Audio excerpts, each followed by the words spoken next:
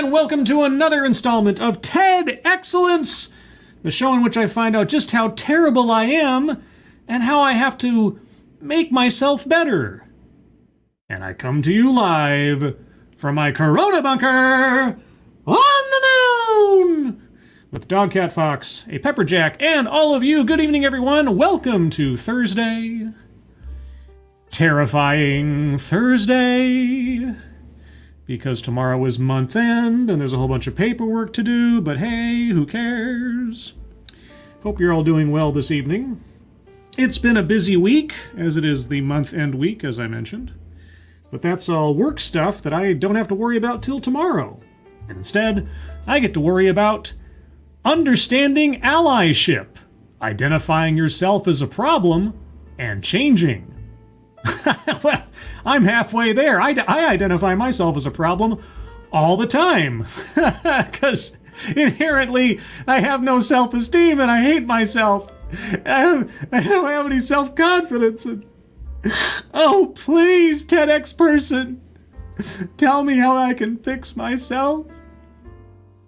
It reminds me of a critique that Christopher Hitchens would often employ when talking about religion. The title of tonight's TEDx. And talking about religion in general, he says it is a proposition that creates you sick and commands you to be well. I wonder if that'll apply tonight. It might. I guess we'll find out together. But who's joining me on this adventure into self-critique and self-therapy? Bridget, hello. The Magister, hello. Kieverdam, hello. Evil One, hello. Septus Wolf, hello. Zeke Weiss, hello. And speaking of Zeke Weiss, hello, chat people and scribbles. Oh wait, this is Kyle. What am I saying, Zeke Weiss? Sorry, my brain just took a complete detour. This is Kyle. You are a different person from Zeke Weiss. This is true. This is a true thing. What was I thinking? I don't know. But hello, chat people and scribbles. Hello, Kyle. I think it was the avatar. The Zeke Weiss has a red avatar, and then you have a red avatar, and I just saw you both as communists and couldn't tell you apart. So there you go. Tyrannus, Alexandrius, Invictus Soul, hello. The Useless Cook, hello. Ryan R, hello. Jack Frost 7548, hello. Jonathan Peterson, hello. Magra, hello. Shell D, hello. Robert Pincus, hello. Resolute Germ, hello. Pissed Off Shih Tzu, hello. Jeanette E, Hellas, hello. Big Dave 1066, hello. Decode, hello. Oh boy, here we are, raucous like a hurricane. And also, if you'll direct your attention at some point to the GoFundMe's pinned to the top of the chat box, thank you, Kieverdam. Those go to Shady Grin, Angry Illinoisian, and his kitten. If you have a couple of bucks to spare, they, their family, and their loved ones could certainly use your help if you have it. J2022, hello. Joshua Montgomery, hello. Who else is here? Is that everybody? I think I got everybody I saw. If I missed you, or if you are looking in the future, or you're lurking, hello.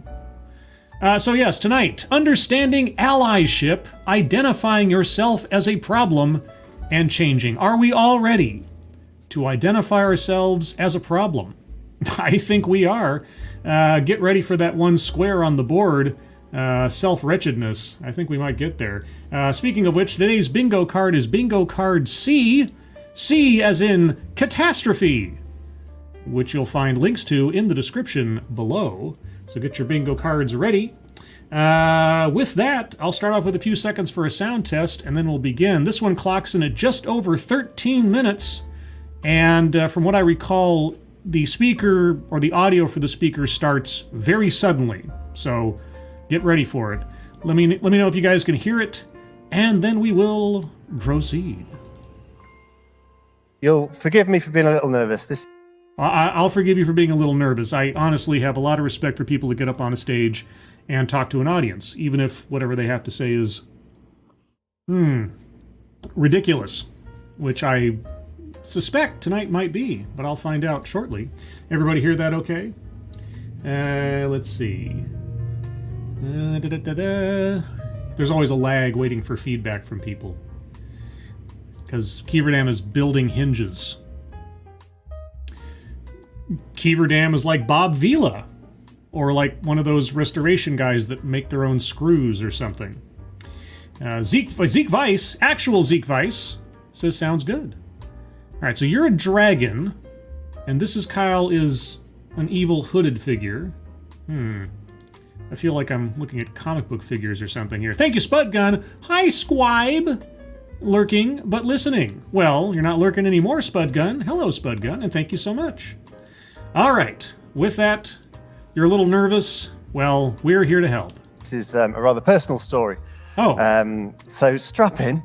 Okay. Challenging your own behavior.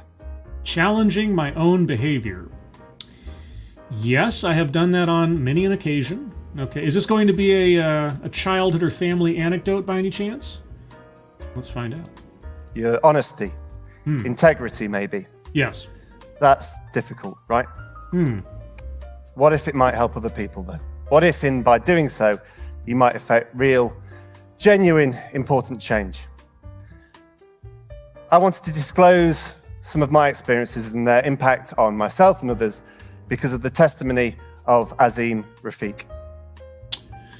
Okay, that's a lot to digest. Okay, so challenging my own honesty, integrity, and so on is going to help others. Let's see, let me think about that for a second. Well, I suppose if I was able to make an empathetic connection with others who might also be struggling with some internal fight or conflict, and show them how I did it and you can do it too, I suppose that might help others. Okay, all right, I'm with you so far, I think, maybe. Rafiq gave an eloquent description of institutional racism and the specific incidents that he encountered at Yorkshire County Cricket Club. Oh, okay. I've never heard of this story or of this person. Let's see. English cricket is racist, say MPs, after investigation into Azim Rafiq's allegations of racism at Yorkshire. Okay. Testimony on racism plunges English cricket into crisis. Racism is so toxic and powerful, people stop noticing it. Azim Rafiq's testimony should shine a light on racism in every workplace.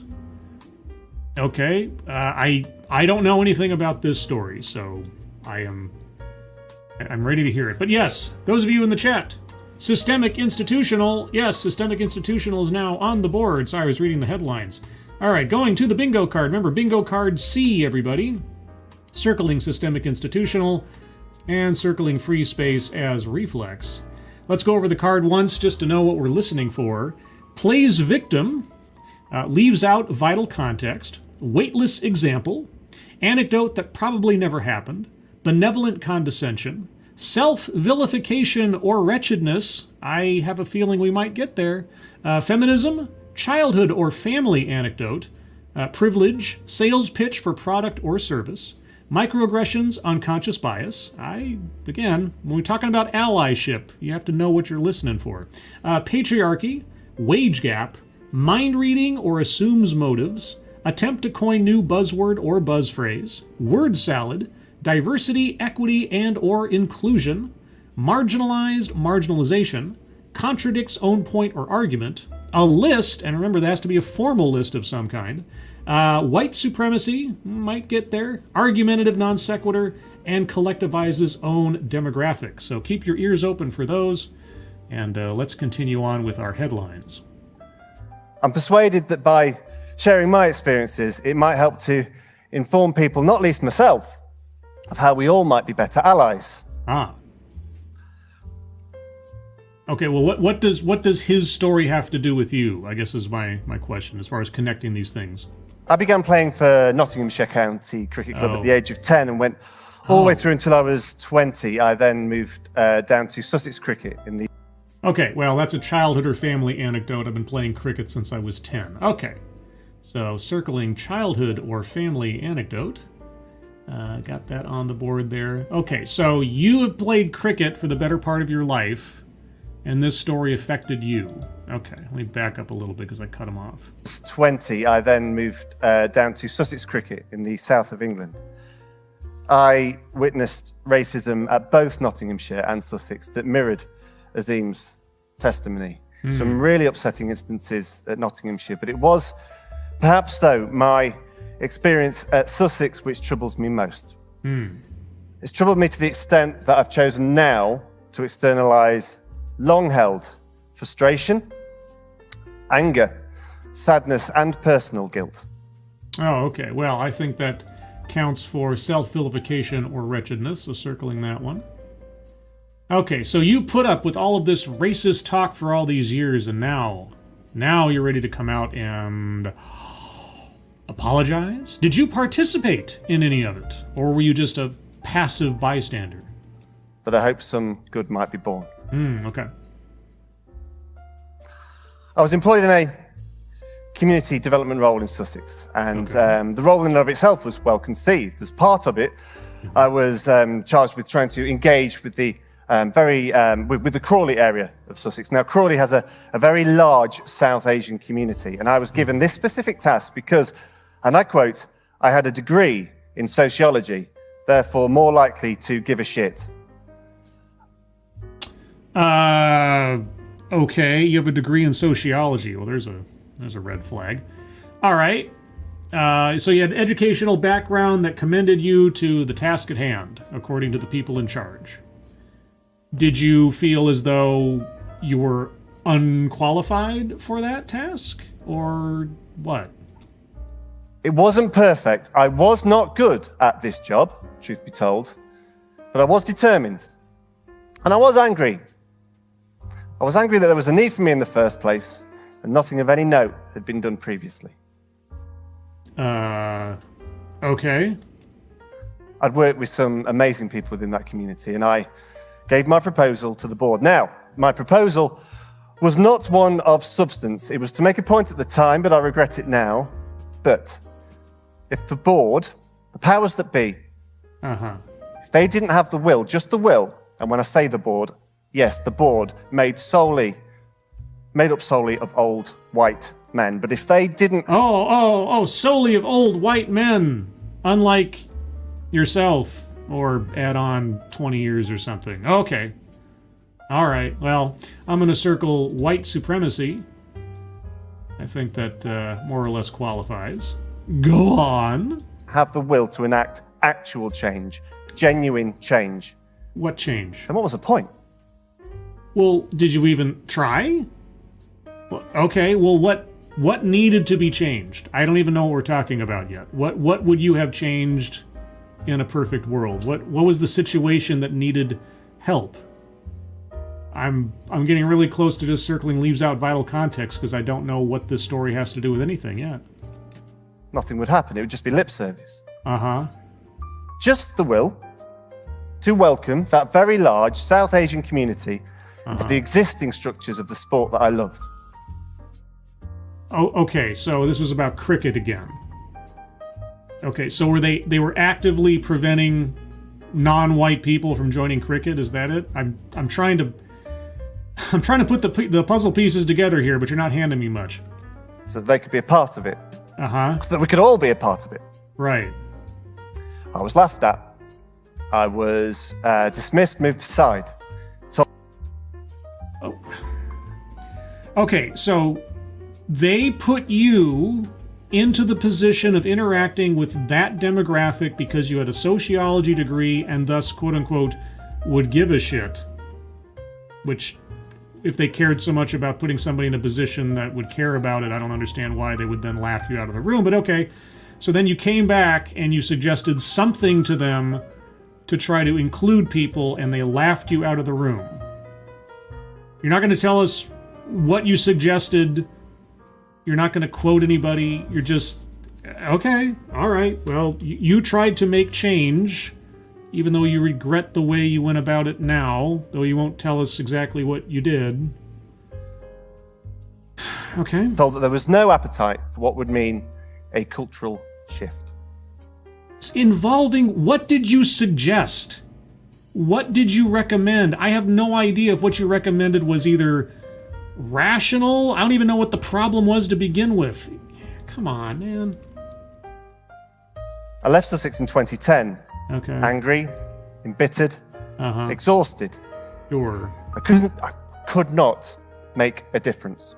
Oh, well, you corrected yourself on a contraction. That's interesting. Where did all this... You could not make a difference. Okay, maybe I need to understand the story that he brought up with the cricket player to know what the heck's going on here.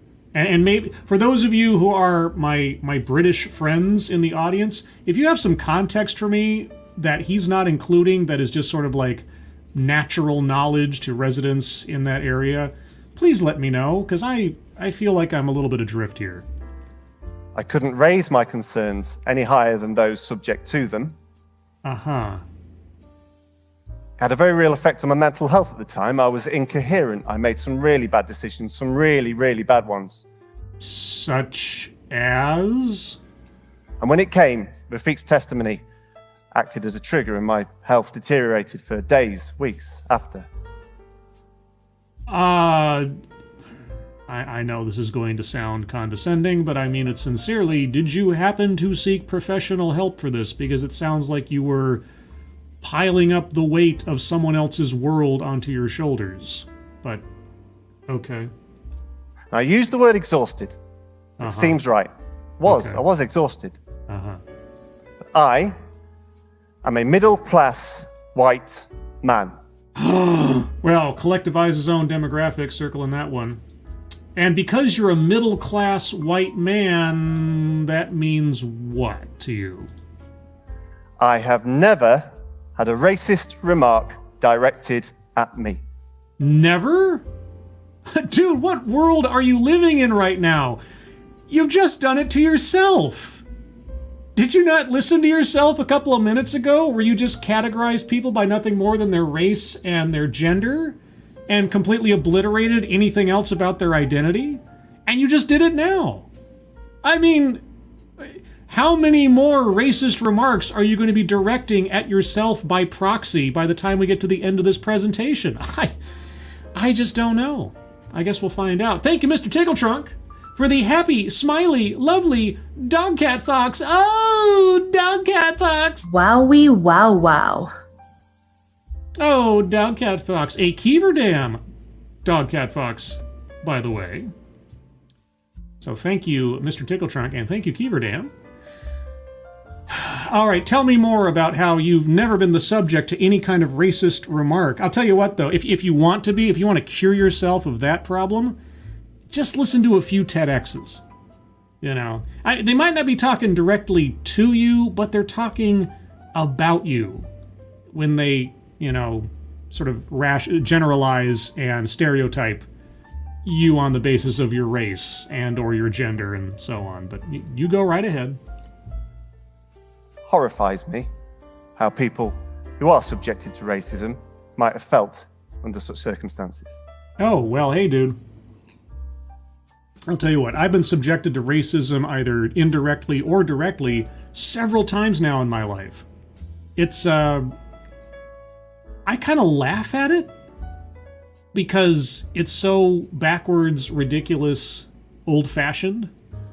But, if someone's been subject to, actual racism and they've had either, jobs denied them and that kind of thing, oh yeah, that's pretty terrible. That's pretty terrible. But I'll tell you what, whatever situation in which you are reduced down to nothing and then cast aside on the basis of things you have no control over and are not definitive of who you are, but simply what you are, it's a pretty shitty experience. I'll tell you at least that much. My only coping mechanism, the couple of times it's happened to me in my face, is to sort of just be bewildered and then sort of excise that person from my general existence, because it's like, okay, well, you don't see me as me. You see me as a color. I don't like that. It's not nice. Now, let me ask you something, rhetorically. If you were the subject of racism, would you feel better or worse about your situation, you think? When Rafiq's testimony came, it made me question my own behavior.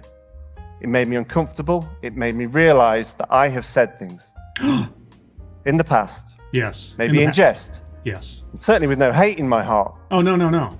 But they have undoubtedly compounded the issues that people who are subjected to racism face. I have been ignorant of the impact of my words. I can imagine you may have been.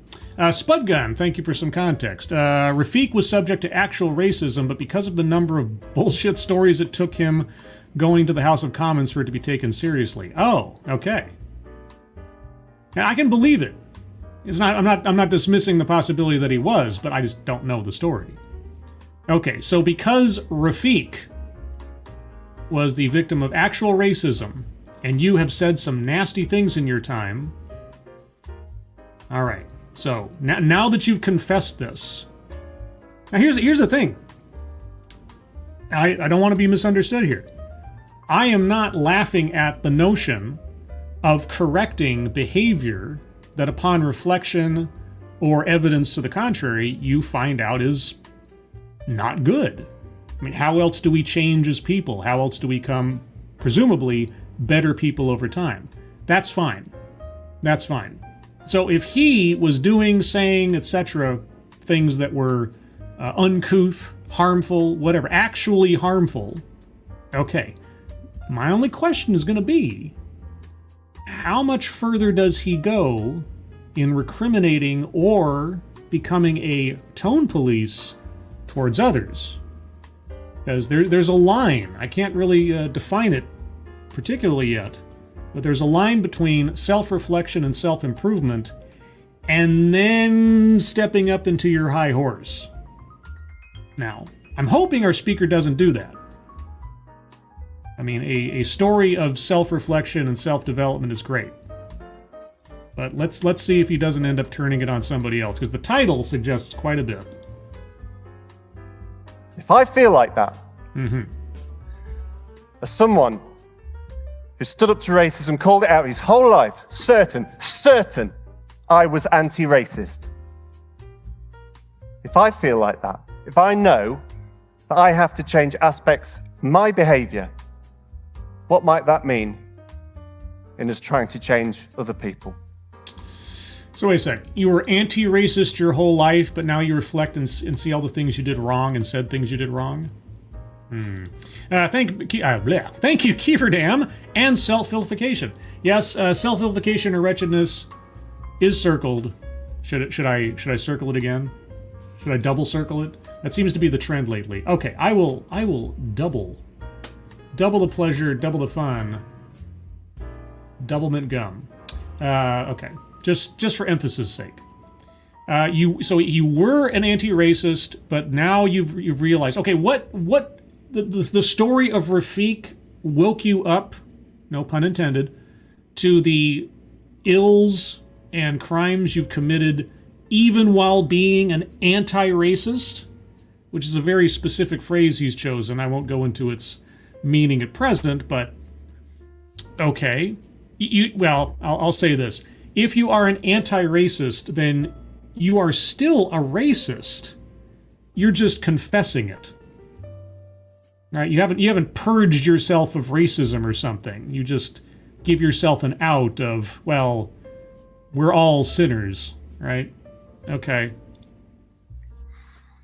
It was upsetting in the immediate aftermath of Rafik's testimony to see the denials and the contrition, but it was not a surprise. It made many people more determined, not least myself, and I'd ask everybody what they might be able to do to affect positive change. For me, it was this. There's not a person among us who hasn't made a mistake. We can all recognize that, right? Oh boy, this sounds like the opening to, hey, we're all the same here, right? Okay, yes, we have all made mistakes in life, yeah. There are people that hold themselves up to a high standard, some people who we might view or perceive, some people who might even view or perceive themselves as beyond reproach. Now, a common understanding of humankind knows that this is nigh on impossible and frankly not healthy. You're correct. You are correct. I mean, reaching for perfection, self-improvement, so on, trying to be a little bit different today than you were yesterday, being conscious of the things that you don't like about either your own behavior or your own situation and working to change them, even if it's only incrementally. Yes, it's true. Yes, we all have that spark in us, hopefully. We all know that we're not perfect beings. It's true. And then But I would impress upon good people to do something.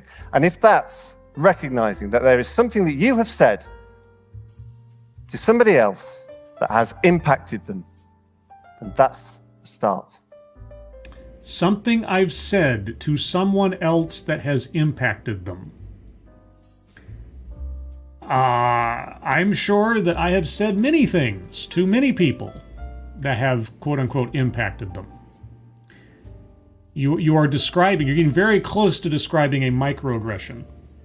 But of course, impacted someone is ambiguous. It could be a positive impact, it could be a negative impact, it could be a completely ambiguous impact. But, yeah. Here's a thought as far as racism goes. And I know this is a rough one. But you could always be the change you'd like to see and just not assess people on the basis of skin color. You know, you could do that, act as a role model for others without having to proselytize or, you know, come down on people like a ton of bricks. I don't know. If you're a white person who wants to help, what do you do? Well, I don't know, as a white person, because we have to categorize each... Speaking of, I mean, not that we're trying to be racist here, not that racism can't affect anyone, but let's specifically divvy people up on the basis of race. As a white person, what could you do? I don't know. What can white people do that is more special than any other color person? Man who has never been the subject of racism, but is effectively professing racism right now. I don't know. What can white people do specifically because they possess some kind of inherent, I don't know, what would you call it, energy or force or, oh, there's a good word for white. I don't know. What is it you believe that white people possess? It's not about gaslighting or virtue signaling. Just take a look at yourself. That's a start. It's not about gaslighting or virtue signaling. No, take a look at yourself, white people. Okay, gaslighting? Virtue signaling? Oh, dude, I thought it'd take a little longer to get here, but here we are. Contradicts own point or argument. Circling that one. We have to do everything we can to fight racism. Now, let me tell you about white people. Let's see. Yeah, circling that one. I'm getting ready to circle mind reading assumes motives because obviously he knows what white people need to do or how white people operate, but I'll wait a little bit here. By unearthing uncomfortable truths, practicing self-analysis, reflection, introspection, only then can we go about trying to encourage other people to change.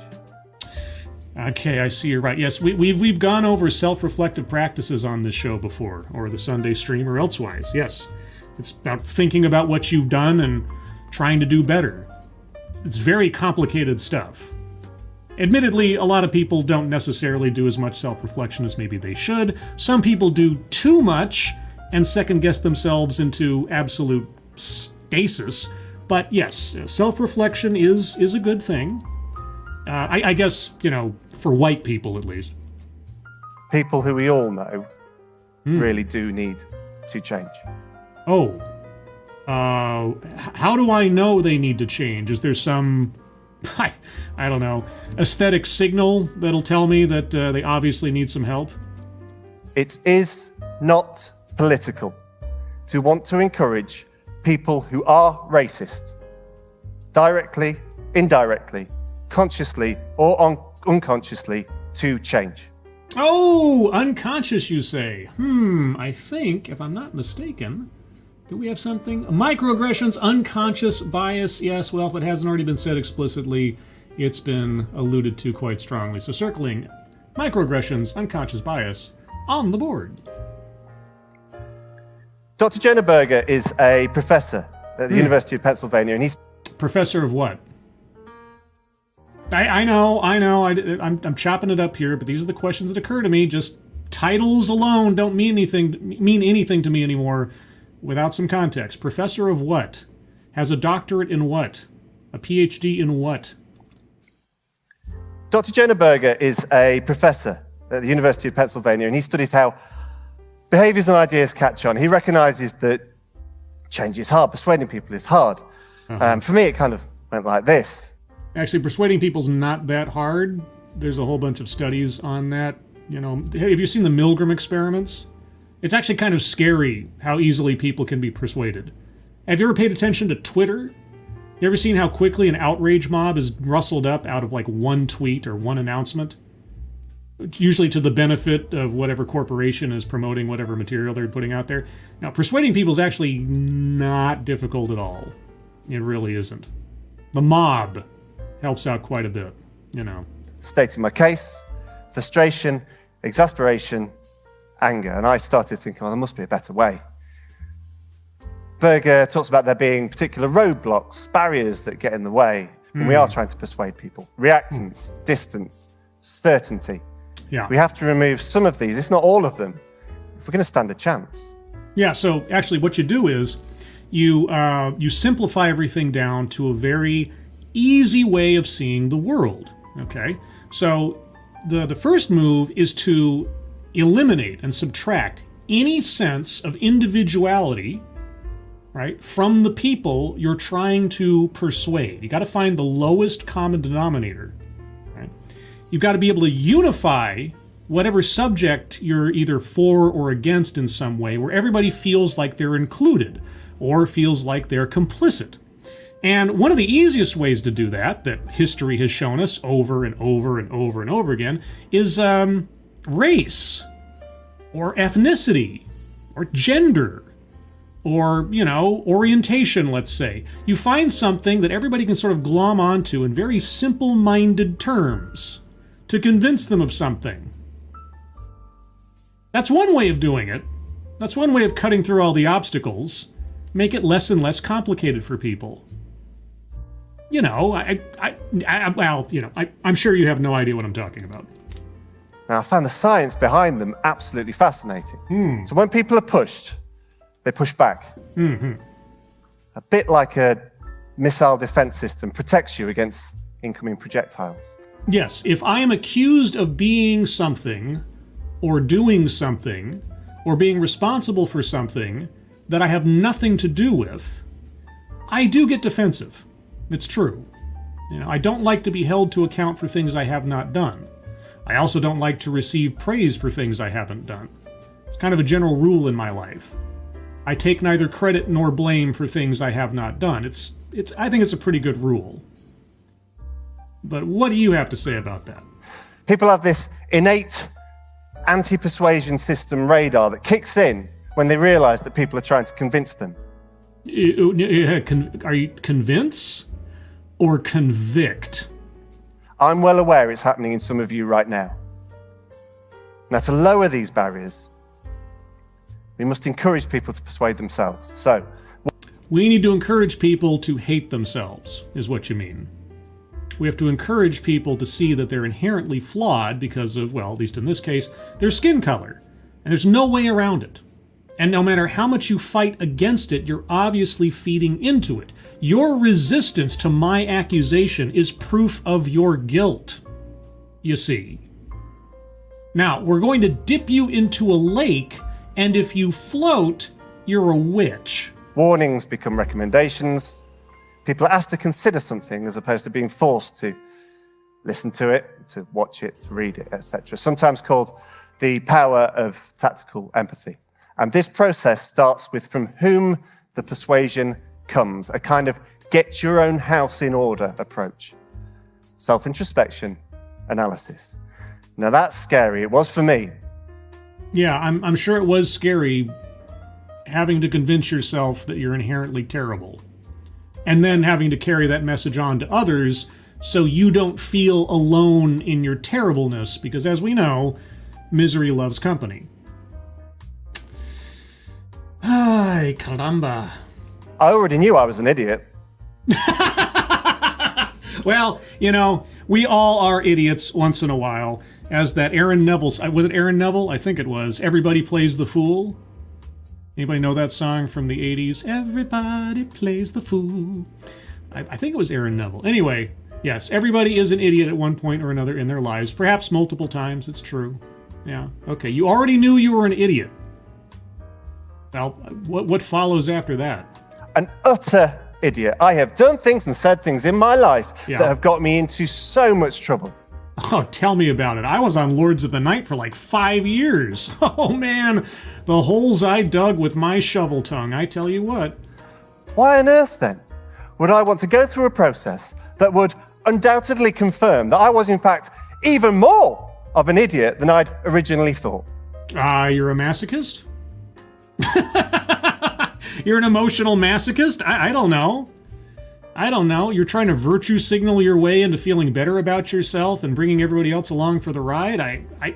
I could spend an hour trying to dissect the possibilities of your psychology, but I don't think I'll bother. I'm going to circle mind reading assumes motives, because if we haven't already gotten there, I figure we're about to step into it big time pretty quick. Well, because it's important. Now, to break this cycle of regret, exhaustion, so I could get on with trying to help, frankly. This is another one of those TEDx's where he's talking to an audience, but he's really talking to himself. Introspection. Yes. The act of looking back upon things that you've done and said in your life, both good and bad. I was told that it would make me calmer, make me think more efficiently about my mistakes. It did do that. But what it did do, importantly, I think, is it helped me to plan to make up for those mistakes. Even more so, I was determined then to try and build a sense of empathy, try and build common ground with people who, well, quite frankly, would do better by recognizing their mistakes. What? Berger talks about there being, or that we need to evaluate actions and words so that a new idea can be born. By remembering something that you might have said in your past. Yeah. Knowing what we know now and the likely impact of those words then and now, we can go about changing attitudes and behavior.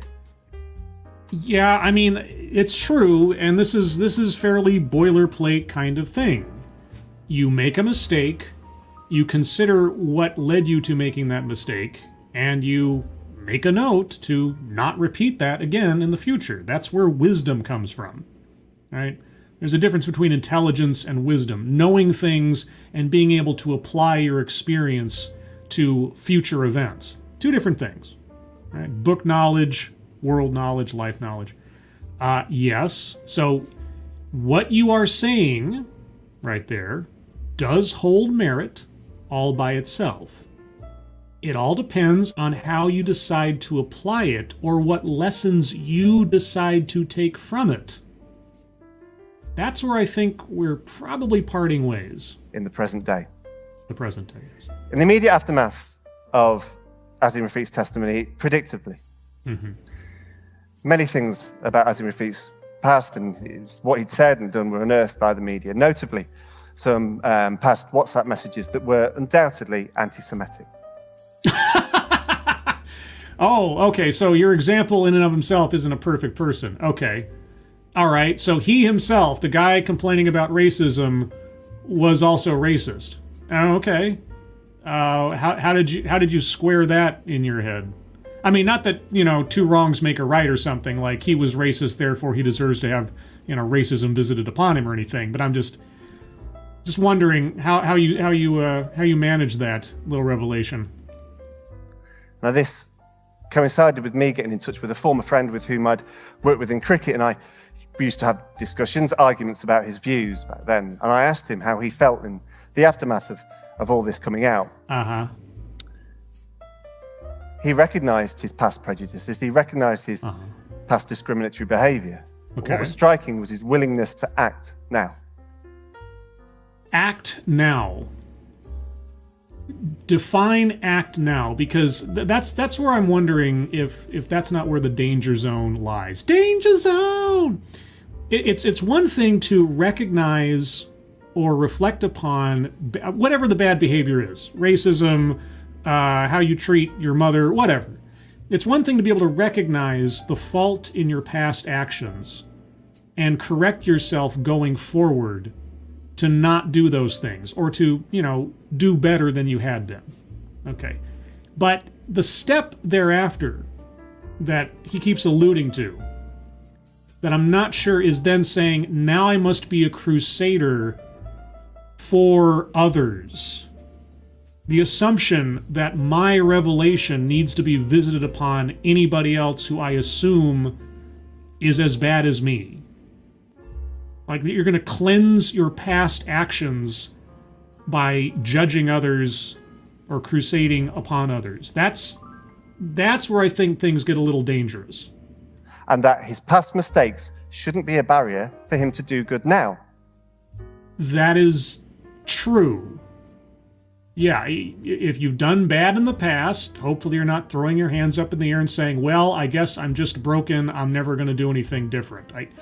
If you at least have the recognition of a mistake, one would hope you would attempt to learn from it, yes. And he cited Azim Rafiq's mistakes and his subsequent efforts to educate himself on anti-Semitism and his evident contrition. Educate yourself on anti-Semitism. Here's a thought. Don't judge people on their ethnicity. I know it must be a really difficult thing for people who have been raised in that kind of thinking. I don't claim that it's some light switch kind of thing in some people, some cultures, some families, but I mean, it really is that simple, more or less. The last words he said to me before I did this will resonate with me forever. He said he was sorry. He said he was sorry for being racist. Okay. He told you he was sorry for being racist? All right. I must recognize that there was more that I could have done back then. You could have, should have, woulda. Coulda, shoulda, woulda. You didn't. It doesn't matter. You can't change it. Just be a better person now. And don't keep kicking yourself for things you can't change. I know it's hard to let go of the past.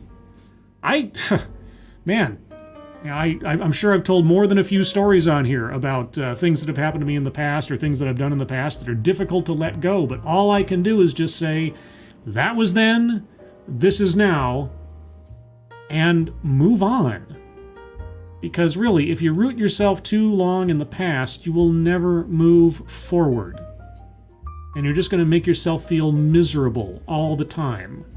And you've got nobody to blame but yourself. And that in and of itself is something that is really hard to have to admit to, because then you're your own worst enemy. It is a vicious cycle.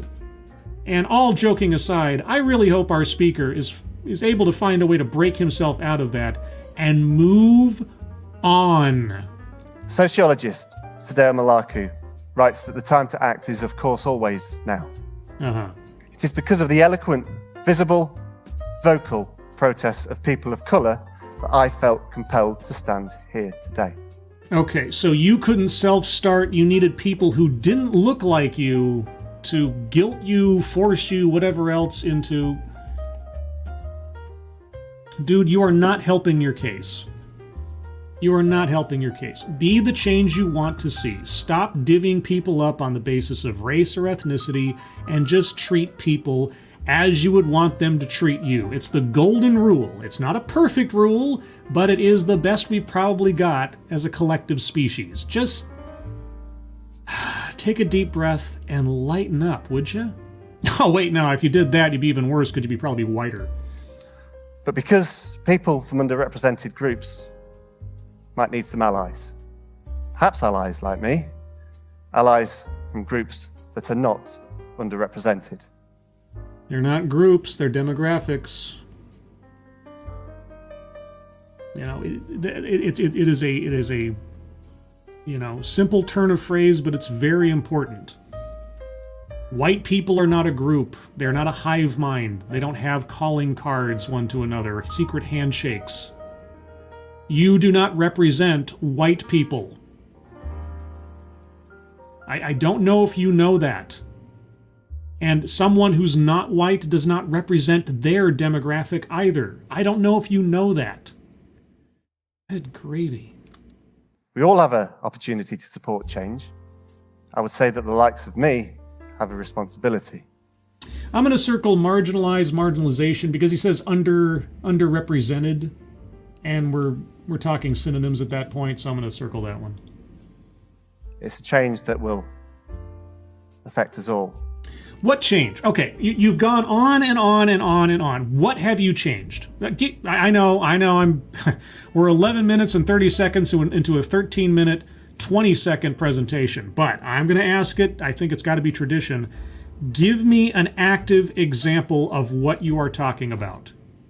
You used to do X, and now you do Y. Or you recommend that people do Z in order to whatever. Come on. Just come on. Be good for us all. Yeah, good, yeah. 2 practical recommendations. 1. Okay. Oh my God.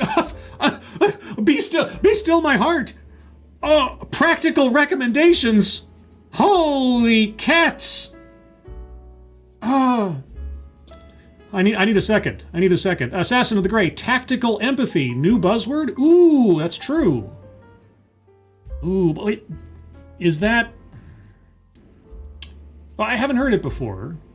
You know what? Yeah, okay. Tactical empathy. It sounded like a TEDx title. Radical empathy, toxic empathy, tactical empathy. Sounds very warlike. All right. 2 practical recommendations, guys. And I'm going to circle a list, because 2 is a list. It's a small list, but it's a list all the same. All right. I am ready. My body is ready. Tell me what I can do to make the world a better place. 2 practical recommendations. 1. Choose one thing that you can start doing that will make people's lives easier. What has that got to do with race and racism? I assume that was the... Okay, make their lives easier. One thing I could... Like everyone's life? Because that's a big ask. I try to make, people within my orbit easier or more entertaining, I guess. I don't know. I donate when I can. I promote people's projects or GoFundMes or charities when I'm able. Small things. I don't know how much of an effect it has, but, it's a lot of keyboard warrior stuff, I admit. Okay, all right. I'll find a way to make people's lives easier. All right, I will endeavor to find something I can do to make somebody's life easier, presumably. Okay. 2. Pick one thing that you can just stop doing. Just stop it. Pick one thing I can just stop doing? I mean, I could stop doing YouTube. Anything? That will make people's lives easier.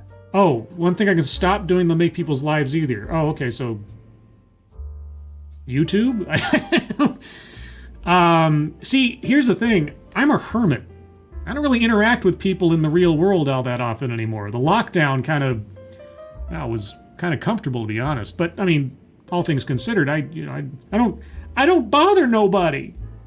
I don't bother anybody. I don't know. Okay. I'm being all reflective about what I could do or not do to make people's lives easier. Of course, you then have to define what do you mean by easier life. You also have to define, what are you talking about? How does this relate specifically to racism, which is the subject matter you've been covering this entire talk? What did you do, and what have you stopped doing? Could you tell us at least that? We must learn from the past. Uh-huh. Azim Rafiq met Holocaust survivor Ruth Barnett, who came to England from Germany at the age of 4. In response to Azim's past messages and his subsequent efforts to educate himself and his contrition. And what more dramatic way can you take, or pursue, I guess I should say, to redeem yourself from anti-Semitic remarks than to arrange to meet a Holocaust survivor? And like that's just like the fountains at Lourdes or something. It's going to wash away your sins, I suppose. Okay. She said this. Okay. I've said nasty things about people. Uh-huh. We all have. Yeah. We all have flaws. Yeah. It can be very difficult to forgive yourself. Yeah. The important thing is we take the opportunity to learn. It means the world to me that Azim Rafiq is here today in this room. Oh, is that the big twist? What a twist! He's in the room. Okay. Do you need his approval? A former Here's the thing, though. Under the anti-racist theory of the world, Rafiq is still anti-Semitic because you can never get rid of it. It's still there. He hasn't cleansed himself, no matter how much he reads, no matter how many Holocaust survivors he talks to. He has to always think of himself in those terms because he can never be rid of himself, or rid himself of those thoughts and those feelings and those desires, because racism of any kind is a universal constant. I wonder if Rafiq understands that, according to the anti-racism theory of the world, at least. And I want to thank him personally. Okay, well, there you go. We needn't be part of the problem. We can be part of the solution. Oh my gosh, dude. Cheer up. Now, Yeah. I haven't told you yet Oh. just what type of cricketer that I was. You are correct. You haven't told us what type of cricketer you was. And I'm a Yank. I got no idea.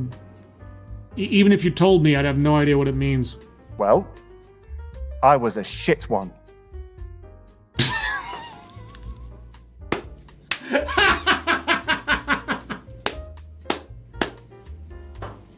Okay. Credit where credit is due. I can't fault him for that one. That was pretty funny. That was pretty funny. Okay. I can't do anything about that now. I really can't. Does it keep you up at night? How terrible you used to be at cricket? Do you think about how you could improve yourself on cricket? You know, to be a better person going forward? But I hope, as I hope you will do too, I have a few more years left to try and be a better human being and just help a few people out. Thank you. And not a single example was given. Single active example, specific example. Even when he got down to, here's some productive things you can do, some practical recommendations. Do a thing, stop doing a thing. What things? I don't know. Could I tell you what things I did and did not do? No. Okay. Well, there you go, guys. That's the advice from our speaker on identifying yourself as a problem and changing in order to be a better ally or to understand allyship. Do you feel you understand allyship more than you did when you began with this? Do you feel that you've been able to identify yourself as a problem and change yourself for the better? I don't know, but let's find out together through the magic of the TEDx bingo card. Yay! Let me zoom in on this a little bit. That's perfect. All right. So where are we on ye old bingo card? That's where we're at right now. I'm going to go over the bingo card one more time by myself.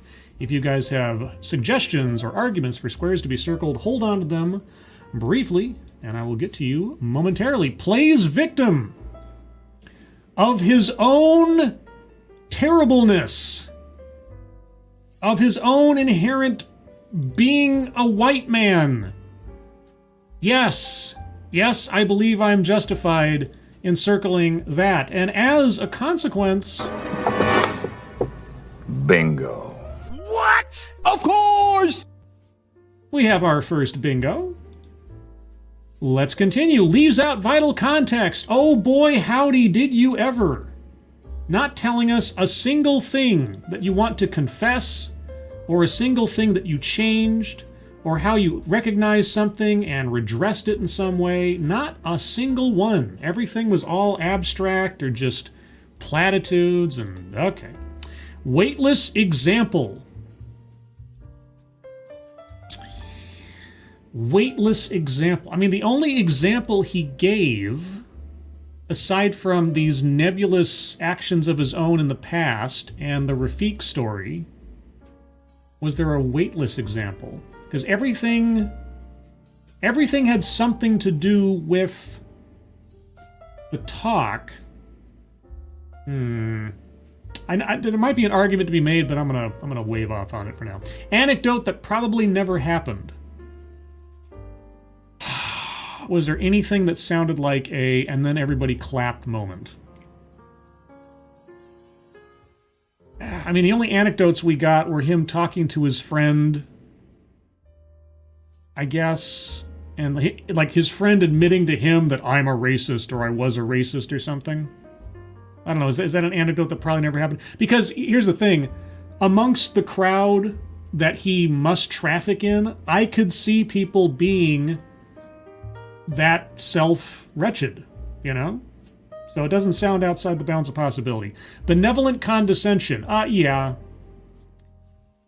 Hey, all you white people. You know what you need to do. You know there's something wrong with you inherently, you know. Feminism. He didn't bring up gender.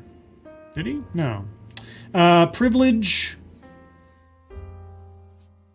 I mean, it was implied, I suppose, but I don't know. Was it implied heavily enough to circle it?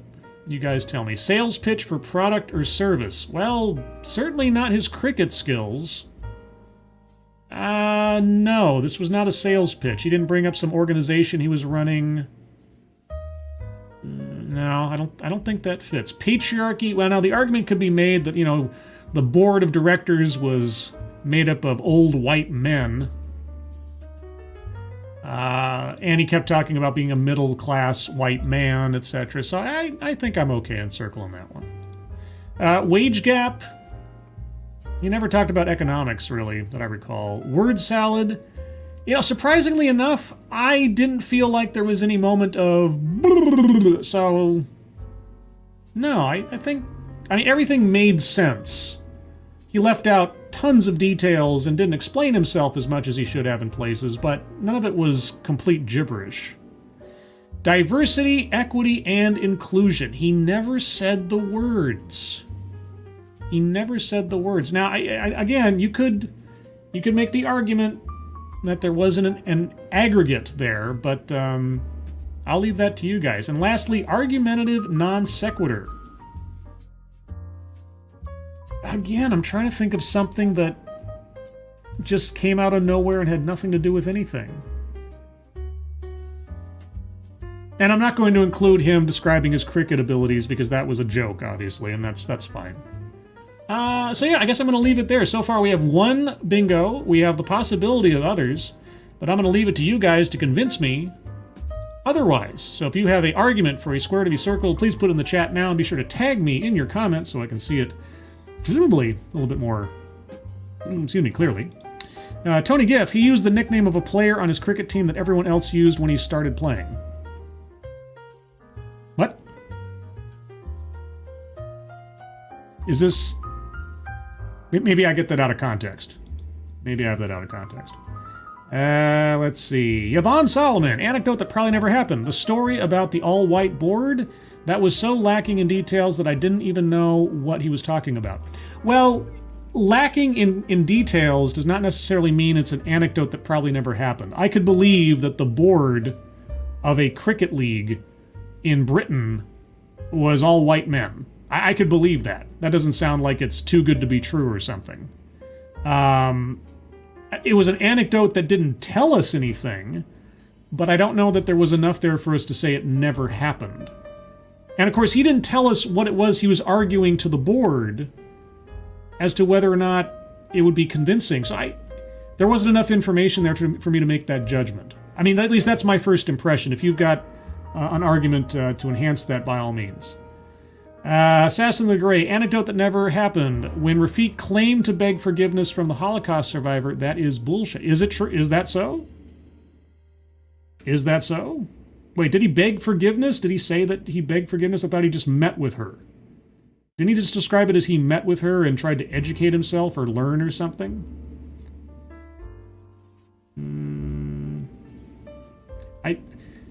If I am misremembering what our speaker said as far as describing the interaction between Rafik and the Holocaust survivor, then by all means correct me. But I don't think he said begged forgiveness. I want to make sure.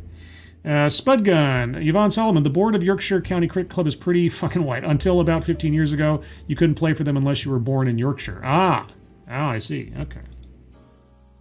Magister, privilege was a key implication. Yeah, it's true. It's true. Give me a little bit more to dig my teeth into on that. Give me an example. Something, just to be fair. I don't want to circle it for the sake of circling it. Zeke Weiss, he made complete sense while speaking nonsense. He made complete sense in the absence of detail. Yeah, he didn't ramble on too much or start saying a bunch of buzzwords in a chain that had nothing to do with anything. He avoided word salad as far as I can tell. Argumentative non sequitur, white people don't experience racism. Oh. Expand on that. I think that might be a good one, but give me some more. Nathaniel Rotskull, I found him forgettable, so I don't recall anything to potentially fill in a square. Well, he was very generic, wasn't he? Very generic white man. Let's see, Yvonne Solomon. I mean, I don't doubt they were white because it is England after all, but the way he told the story, I just couldn't follow it at all. He is just not a good storyteller. It's true. He didn't explain what supposedly happened well enough to make it relevant. Which makes that... You know what that makes that? That makes that a weightless example. Yvonne Solomon, even though it was sideways, you convinced me of a different square. So there you go. It wasn't an anecdote that probably never happened, but in the absence of more information, it had nothing to do with nothing. That was a weightless example of what he was talking about. So, there you go. Let's see. McZemzem, big thanks to Scribe, blessing my cup with his 2 cents. The She-Hulk series is driftwood for the culture of the maroon. Man, She-Hulk. Oi.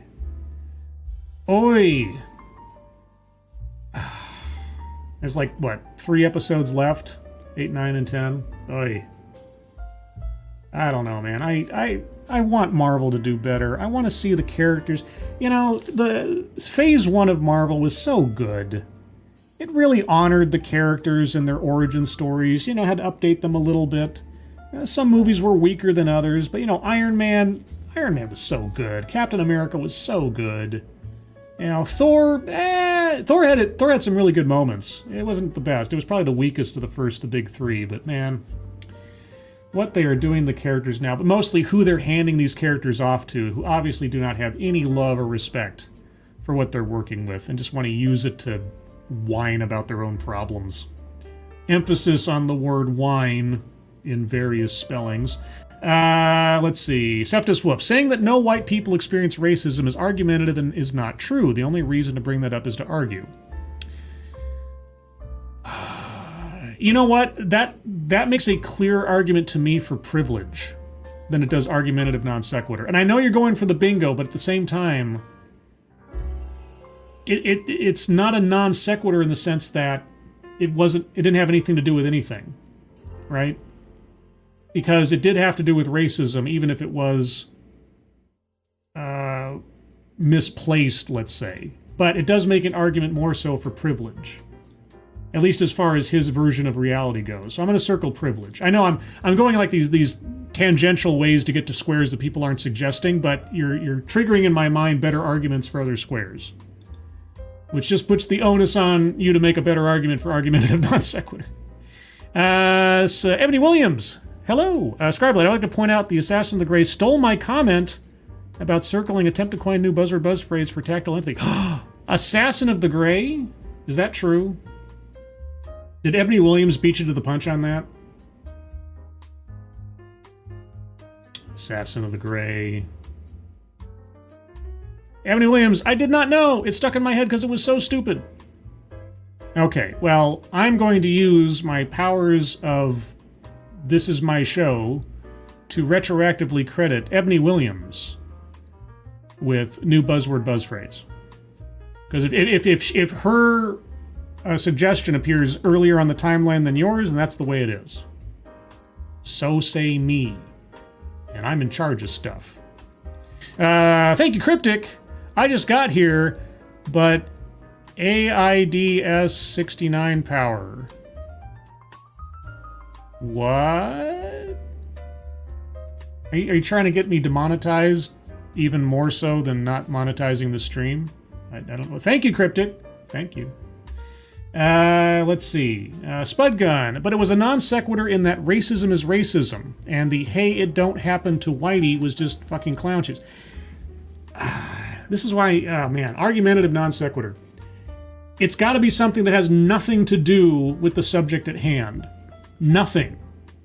You know, and that's the thing. It wasn't a good argument, but it was on point, at least with the theme of the show. It being empty and not being a good one doesn't mean it's a non sequitur. It's a non sequitur. It's got to be like completely unrelated, and it wasn't completely unrelated. That's the problem. How is falsely claiming that white people don't experience racism a valid point to his argument? No, I'm not saying it wasn't I'm not saying it was a valid point. I'm saying it is still keeping in theme with his presentation. That's yeah. The argumentative non sequitur has to be he brings up something, and it has nothing to do with anything, and he never comes back to it. Right? This used to be brings up race, sex, etc. for no reason. That's what that square used to be. And there wasn't anything, at least not so far that anybody's pointed out, that he brought up had absolutely nothing to do with the main thrust of his presentation and just floated out there untethered. That's what I guess we're conflicting over. Let's see. Yvonne Solomon, isn't that a DIE talking point that white people can't experience racism? It's true. It's true. That is a talking point. Are you trying to argue for diversity, equity, and inclusion? I mean, it's heavily implied during the course of the talk, the concepts of DEI, right? And allyship, and actually allyship is kind of DEI in and of itself. Cryptic, I blame Ebony. You blame Ebony for what you said? Oh, wow, you're on point for this conversation. Jeez. Well, you know what? Allyship and the argument for it, tone policing others, that, you know what? You know what, Yvonne Solomon? You are correct. You're correct. This whole talk is one of the core components of the diversity, equity, and inclusion handbook.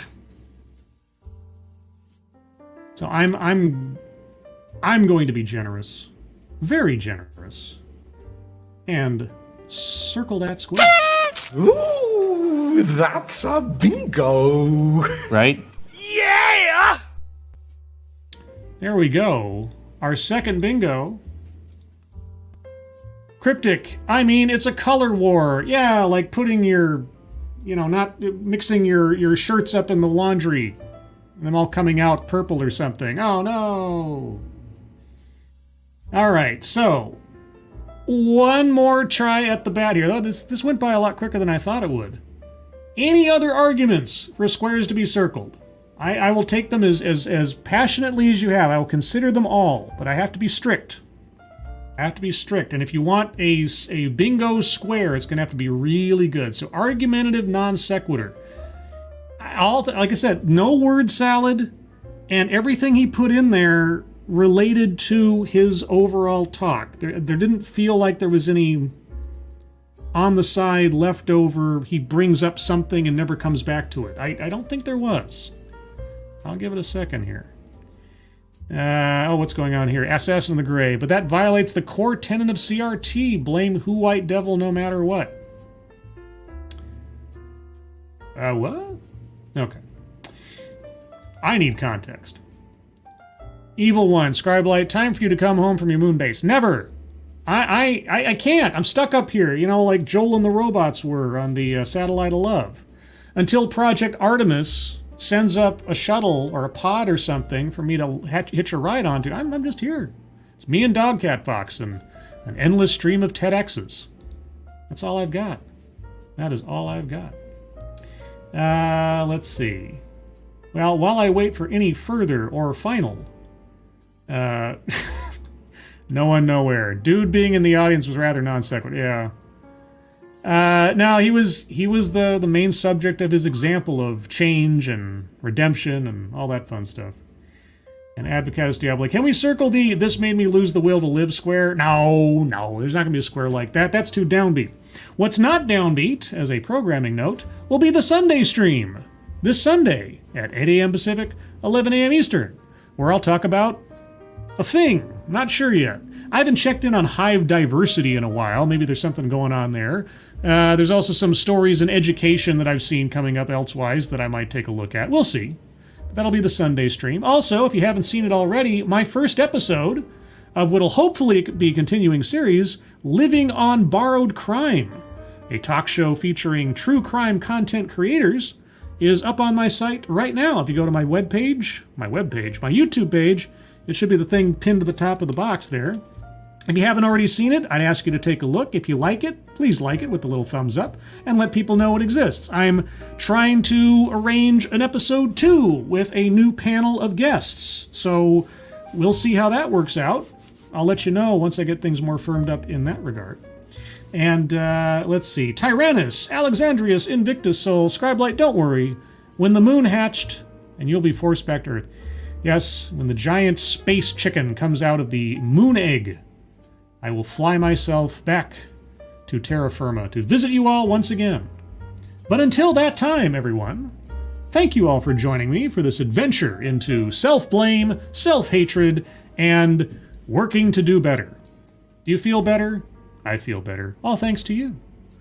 Everybody, thank you for joining me. Moderators, thank you for keeping an eye on things, even though everyone here is so well behaved that even in your most passionate arguments, we still all come out as friends at the end. Isn't that great? Everybody who donated, either to myself or to the GoFundMe's pinned to the top of the chat box, thank you guys so much for your generosity. It is really appreciated. Everyone, again, thank you for joining me. I hope you all have a good rest of your Thursday, a good rest of your week, a good weekend ahead of you.